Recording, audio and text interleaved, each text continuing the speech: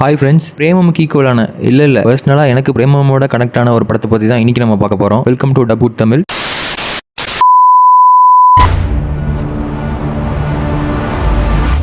2017 லிஜோ ஜோஸ் பெல்லிசேரி டைரக்ஷனில் வந்த அங்கமல்லி படம் தாங்க அது. இந்த கதை எங்கே ஆரம்பிக்குதுன்னு பார்த்தீங்கன்னா, அவங்க ஏரியாவில் இருக்க சுதாகரனை பார்த்து இன்ஸ்பயர் ஆன அந்த பையன் அவனுக்குன்னு ஒரு கேங் உருவாக்குறான். அவனுக்குன்னு ஒரு செட் ஆஃப் பீப்புள், அவன் மைண்ட் செட்டுக்கு ஏற்ற மாதிரி ஒரு கேங்கை உருவாக்குறான். அவங்களும் ஒரு கேங் ஆகி ஏரியாவில் நார்மலாக இருக்க பசங்க மாதிரி இல்லாமல் ஒரு ஹீரோயிக் மூமெண்ட்ஸ் மாதிரி வச்சுக்கிட்டு அவங்க பாட்டுக்கு வளர்ந்துகிட்டு இருக்காங்க. இப்படி கேங் சேர்ந்த அந்த பசங்க அந்த அண்ணா கூடயே சேர்ந்து வளர்ந்துக்கிட்டு கடைசியில் காலேஜுக்கும் போகிறாங்க. காலேஜில் ஒரு பிரச்சனை. அப்போ அந்த அண்ணா சொன்ன டாக்டிக்ஸை வச்சு அடிச்சு செகண்ட் இயரில் என் காலேஜே என் கண்ட்ரோலில் வந்துச்சுரா அப்படிங்கிற மாதிரி எடுத்துட்டு காலேஜ் அவங்க கண்ட்ரோலில் வச்சுக்கிட்டு தான் நினச்சிக்கிட்டு ஜாலியாக வாழ்ந்துகிட்டு இருக்காங்க. லவ், பஞ்சாயத்து, கலாட்டான்னு ஜாலியாக போய்கிட்டு இருந்த லைஃப்ல ஒரு நாள் நம்ம சுதாகரனை யாருன்னே தெரியாத 2 பேர் மட்டை பண்ணிடுறாங்க. ஸோ இந்த சம்பவத்தினால் அஃபெக்ட் ஆன நம்ம ஹீரோவும் கேங்கும் இதுதான் ரியாலிட்டின்னு புரிஞ்சுக்கிட்டு லைஃப்ல அடுத்த கட்டத்துக்கு என்ன பண்ணணும் அப்படிங்கிற முடிவுக்கு வராங்க. அந்த டைம்ல அவங்களுக்கு முடிஞ்ச வேலையை அவங்க செய்ய ஆரம்பிக்கிறாங்க. இந்த மாதிரி ஆளுக்கு ஒரு வேலை பார்த்துட்டு இருக்கும்போது அவங்களோட பழைய நாட்கள் எல்லாத்தையும் அவங்க மிஸ் பண்றாங்க. ஸோ இதனால என்ன பண்ணணும்னு முடிவு பண்றாங்க, நம்ம ஊர்லயே நம்ம சேர்ந்து ஒரு பிசினஸ் பண்ணுவோம், நம்ம பழையபடி வேலை செஞ்சுக்கிட்டு ஜாலியாக என்ஜாய் பண்ணிக்கிட்டு இருப்போம் அப்படின்னு ஒரு ஐடியாவுக்கு வராங்க. அப்படி வர டைம்ல என்ன பிசினஸ் பண்ணலாம் அப்படின்னு அவங்களுக்கு ஐடியா இல்லை. ஸோ அப்போ நம்ம ஊர்ல தானே எல்லா ஊருக்கும் போர்க்கு போகுது, போர்க்குனா பண்ணிக்கிறீங்க, ஸோ நம்ம அதை ஏன் எடுத்து பண்ணக்கூடாது, நம்ம ஊர்ல இருந்து ஏன் சப்ளை பண்ணக்கூடாதுன்னு முடிவுக்கு வந்து ஒரு போர்க் பிசினஸ் ஆரம்பிக்கலாம் அப்படின்னு சொல்லி முடிவுக்கு வராங்க. ஆல்ரெடி அங்க போர்க் பிசினஸ் பண்ணிக்கிட்டு இருக்க ஒரு டீமுக்கு ஒரு பிரச்சனையா முடியுது. ஸோ ஆல்ரெடி இங்க பிசினஸ் பண்ணிக்கிட்டு இருக்க டீம் நம்ம ஹீரோ அண்ட் கேங்கை மிரட்டி ஒரு ஜல்கட்டு காட்டிட்டு போறாருங்க. உடனே நமக்கு வந்துருச்ச ஹீரோ இப்படா நீ சொல்லலாம் அப்படின்னு சொல்லிட்டு அவரை போய் கேட்கிறாரு. போனதுக்கு தான் அவருக்கு பெரிய ஆச்சரியம் காத்துக்கிட்டு இருக்கு. அந்த டீம் யாருன்னு பார்த்தா நம்ம சுதாகரனை மட்டை பண்ண அந்த 2 பேர் தான் ஜெயில விட்டு வெளியே வந்து ஒரு பெரிய சாம்ராஜ்யத்தை உருவாக்கி மொத்த போர்க் பிசினஸையும் அவங்க கண்ட்ரோல்ல வச்சிருக்காங்க. கறிக்கடையில இருந்து ஃபார்ம் வரைக்கும் மொத்தமா அவங்க கண்ட்ரோல்ல வச்சுட்டு அதிக கமிஷன் கொடுத்து லாபம் பார்த்துட்டு இருக்காங்க. இந்த கட்டத்துல நம்ம ஹீரோ அண்ட் கேங் கம்மி கமிஷனுக்கு கொடுக்கிற போர்க்கு தான் அவங்களுக்கு பிரச்சனையா நிக்குது. இப்படி நல்லா போயிட்டு இருக்க நம்ம பிசினஸ் அடிவாங்க வச்சாங்களேன்னு சம்மா காண்ட்ல இருக்க வில்லனும் சுதாகரனை பழித்ததுக்காக வன்மத்தை கக்கணும்னு காத்துட்டு இருக்க ஹீரோக்கும் நடுவுல கிளாஷ் ஆகுதுங்க. அந்த கிளாஷ் என்ன ஆகுது, அது எப்படி முடியுது, கடைசியில் அது எங்க போய் நிக்குது அப்படிங்கறதாங்க இந்த படத்தோட மீதி கதை. இந்த கதையோட ஒன்லைனோ இல்ல இந்த கதையோ பாத்தீங்கன்னா ஒரு நார்மலான கதை தான். ஆனா இது மத்த கதையில இருந்து எப்படி இதை தனியா காட்டுது அப்படின்னா, அதுக்கு நடுவில் நடக்கிற சம்பவங்களும் அந்த பையன் எப்படி ஒரு ஸ்டேஜ்ல இருந்து இன்னொரு ஸ்டேஜுக்கு கன்வெர்ட் ஆகிறான் அப்படிங்கறத நமக்கு ஆணித்தனமா புரியுற மாதிரி சொன்னதாகட்டும், இல்ல அந்த ஸ்கிரீன் பிளே ஒரு சீன்லயும் எப்படி டிரான்ஸ்ஃபார்ம் ஆகுறாங்க, என்ன நடக்குது அப்படிங்கறத நமக்கு தெளிவா புரிய வச்சதுல இருந்து அவங்க ஊர்ல நடக்கிற விஷயங்களை நம்ம கனெக்ட் பண்ண வச்சது இந்த படத்தோட மெயின் பிளஸ் பாயிண்ட். ஒரு விஷயத்துக்கும் ஃபுல் டீடைலிங் கொடுத்ததா இருக்கட்டும், இல்ல இந்த விஷயம் ஏன் நடக்குது, இது எப்படி நடக்குதுங்கிறத நமக்கு எக்ஸ்பிளைன் பண்ணாமலே ஸ்கிரீன் பிளேல புரிய வச்சதா இருக்கட்டும், நம்ம கதையை சொல்லாமலே சொன்ன மாதிரி இருக்கும். இதுல உதாரணத்துக்கு அவங்க பிசினஸ் ஆரம்பிக்கலாம்னு முடிவு பண்ணதுக்கு அப்புறம் அவங்க ஃபேஸ் பண்ற ஒரு டிஃபிகல்ட்டிஸையும் ரொம்ப பிராக்டிக்கலா யதார்த்தமா எக்ஸாஜரேட் பண்ணாம எடுத்து காமிச்சிருப்பாங்க.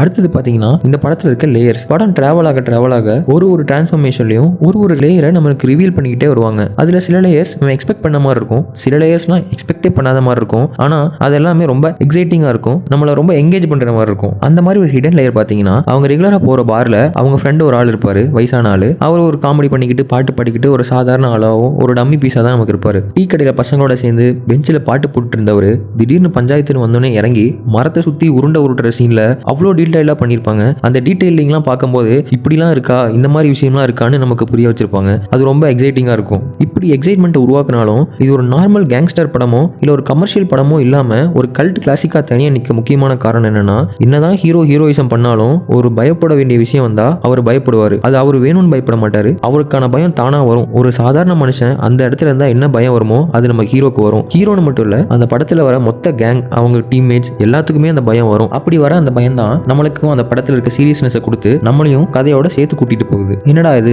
வெறும் ஆக்ஷனாவே போய்கிட்டு இருக்கே, அப்ப பசங்களுக்கான கதையா மட்டும்தான் இருக்குமா, லவ்லாம் இல்லையான்னு கேட்டீங்கன்னா லவ் இருக்குங்க. படத்துல அங்கங்க வர லவ் சீன்ஸ் நம்மளை ஏங்க வைக்காம இல்ல. அதுவும் தேர்ட் ஃபேஸ் ஆஃப் லைஃப்ல வர லவ் சீன்லாம் நமக்கு இந்த மாதிரி ஒரு ஆள் இல்லையே அப்படின்னு ஏங்க வைக்காம இல்லைங்க. இப்படி ஒரு ராவான படத்துல லவ் சீன்ஸை உள்ள வைக்கும்போது கொஞ்சம் எக்ஸ்ட்ரா போயிட்டாலும் படம் பிசிறு தட்டிருங்க. ஆனா அதை ரொம்ப நேர்த்தியா டைரக்டர் கையாண்டு இருப்பாரு. படம் போற வேகத்துல அங்கங்க லவ் சீன் வச்சதுல இருந்து கிளைமேக்ஸ்ல ஹீரோவை கனெக்ட் பண்ண வைக்கிற சீன் வரைக்கும் மொத்த ரைட்டிங்லயும் தூக்கி நிறுத்திருப்பாருங்க படத்தை. இப்படி ஒன்லைன்ல நோக்கி போயிட்டு இருக்க படத்துல டிஃப்ரெண்ட் எமோஷன்ஸை வெறும் ரைட்டிங் மூலியமா வச்சு கனெக்ட் பண்ணதுதான் நம்மள சீனோட எங்கேஜ் பண்ணுதுங்க.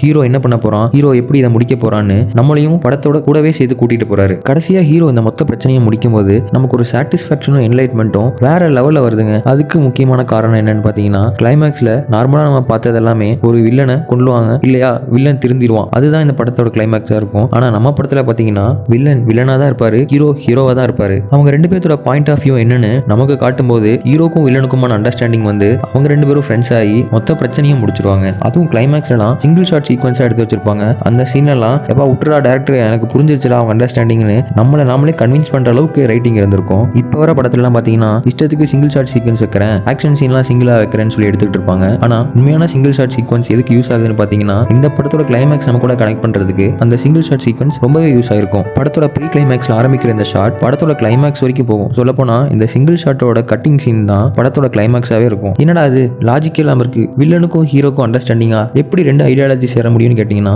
அவங்க மேக்கிங்ல அதை நம்ம கன்வின்ஸ் பண்ணி எடுத்து வச்சிருப்பாங்க. நமக்கு ரொம்ப கன்வின்சிங்கா இருக்கும் அந்த சீன்லாம். தமிழ், ஹிந்தி, மலையாளம்னு நிறைய ஃப்ரெண்ட்ஷிப் மூவிஸ், கேங்ஸ்டர் மூவிஸ்லாம் பார்த்திருப்போம். ஆனா இந்த படம் ரைட்டிங், ராவான மேக்கிங்னு மற்ற படத்தை விட ரொம்ப தனியா நிற்கும். அதனாலேயே Angamaly diaries will always stay close to my ஹார்ட்னு சொல்லுவாங்க. மலையாளம் இண்டஸ்ட்ரியில பிரேமம் எலைட் பீப்புள்ஸ்க்காக ஜீவியம் எடுத்த வாரணமாயிரம்னா நம்மள மாதிரி லோக்கலான பசங்களுக்கு வெற்றிமாறன் எடுத்த பொல்லாதவன் தாங்க அங்கமலை டைரிஸ்.